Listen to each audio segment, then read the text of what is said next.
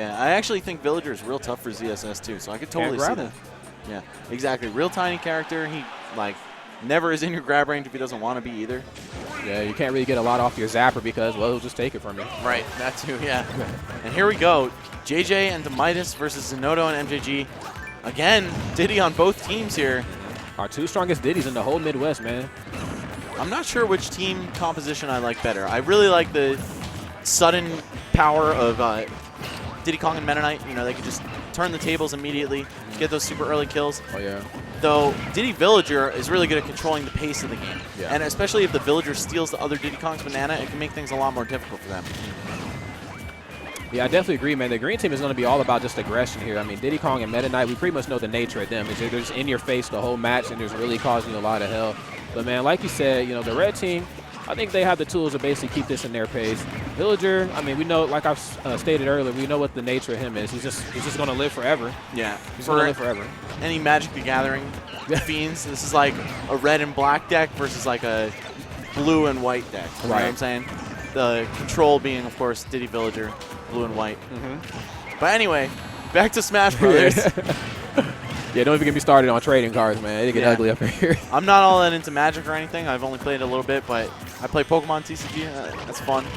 I know everyone's probably going to call me a casual in the chat for that, but I don't care. It's a fun game. It happens. Yeah.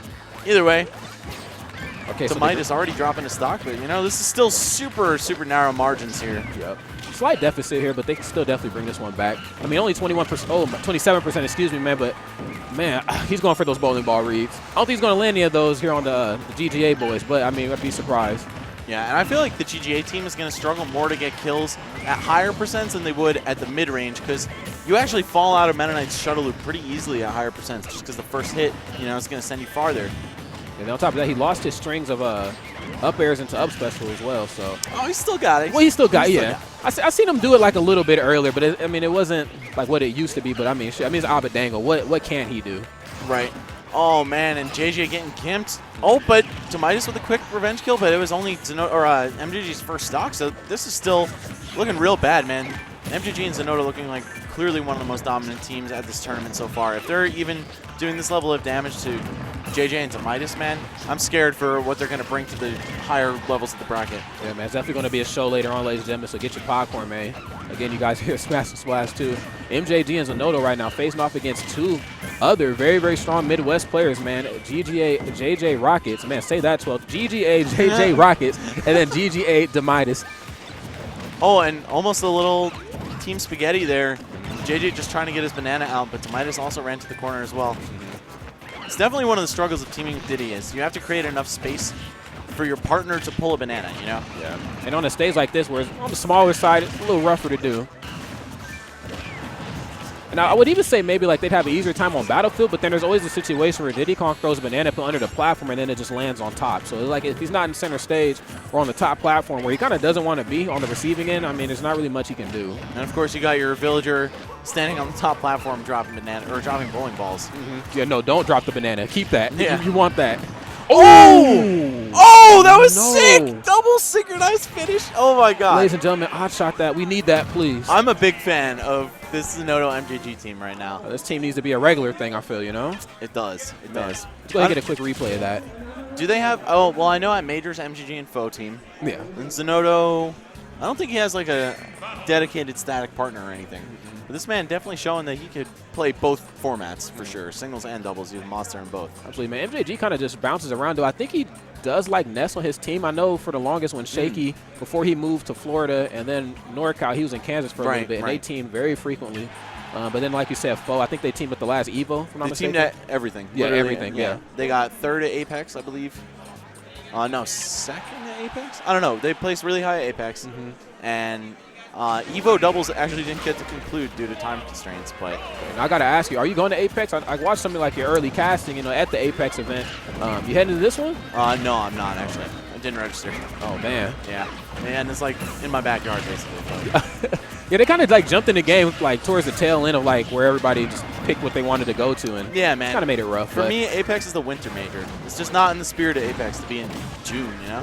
I don't know. But I'm definitely going to have a little watch party, and it's going to be a great time, you know? just hang out with the boys. You know, I don't want to be traveling too much. Don't want to wear myself out on Smash. You know, it's a hard life. You know, yeah, man. First world problems. You understand? Man, I'm on these planes too much. Man, yeah, I can't make a 45-minute drive. No way. Yeah. All right, man. But Zinoto MJG, JJROCKETS, and Demi is getting ready to get into this next match here on Final Destination of all places. Of all places. Of all places, man. Diddy Kong, I feel like might have a little issue landing here versus Demitis. You know, might be going for some aerial damage there on him. And it's again looking pretty bad for the green team. Wow, as JJ gets back thrown to his death right there. Yeah. They're gonna need to clean these stocks off, or clean these stocks up really fast. I haven't seen really any of the up throw to up B stuff that this team, I think, really derives most of its power from.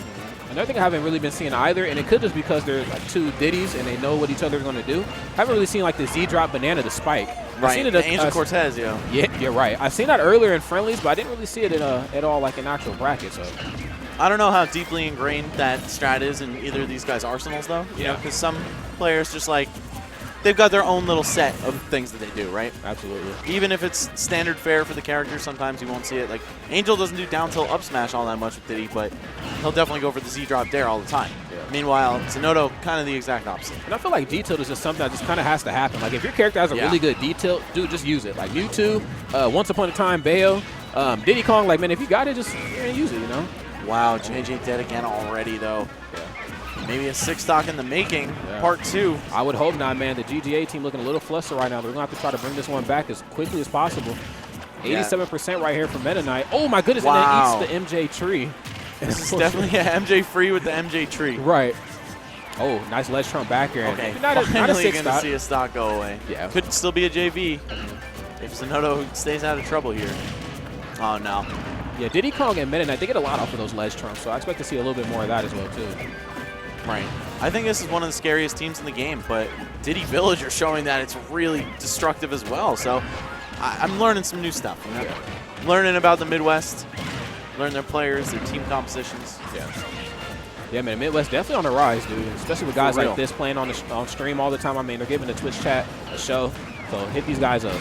I feel like the general opinion of like regional tier list is solely based on how much exposure they get. You know what I'm saying? Nobody knew Mexico was good until Reggie, who's like ranked 15th in the country, shows up and gets top 16 at Evo.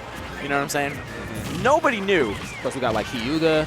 And then, who else is from Mexico? Is it Leo? Leo, yeah. Leo's from Mexico as well, too. Yeah, exactly. And Leo, he still has never been to the United States, but until Get On My Level, he had never been out of the country and never played on like a mainstream stream. Well, let's make that happen, because I know that him and Ally need to play. Oh, they did at Get On My Level. Yeah, that's right. Ally sauced him, dude. It was actually the worst I've ever seen Leo lose. Oh, he's only lost like a single-digit number of sets, and yeah. Oh, man. That was a great... We'll talk about that after. Oh, hey, you know what, though? Okay, so he was gunning for that because the watering can has, like, obviously the wing box that pushes you back. So they were fishing for that, and he knew it, but unfortunately there wasn't much he could do. That's one of the silliest setups I've ever seen. Yeah. That was Flying acrobatic monkey. That was pretty goofy. Oh, man. Insanity, dude. Yeah, the wind box from the watering can, setting him up for that dare, dude. That was... Oof. It was nasty. Yeah. I really like what I'm seeing from MJG and Zinoto. These guys are absolutely fierce. Oh, yeah. They're Hadouken boys, yo. They're downright fierce. Dude. Oh, my goodness. Yeah, man, very interesting sets right here, man. I'm really excited to see who we got coming up next, man. MJG and Zinoto just putting on a clinic here today, dude. I want to see them play the MVG, Mewtwo King. I almost said his whole tag. Echo Fox, MVG, Mewtwo King versus